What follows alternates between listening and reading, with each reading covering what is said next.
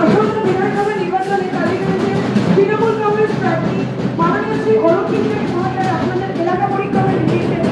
আপনাদের উদ্দেশ্যে একটু অনুরোধ, আপনারা যারা এখনো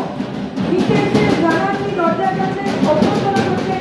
আপনাদের কাছের ছেলে, কাজের ছেলে মাননীয় মন্ত্রী শ্রী অরূপ বিশ্বাস মহাশয়ের সাথে সৌজন্য বিনিময়ে আপনারা অতি অবশ্যই আপনাদের এলাকায় ওনার সাথে যুক্ত হন এবং আগামী 29শে এপ্রিল 2026 জোড়া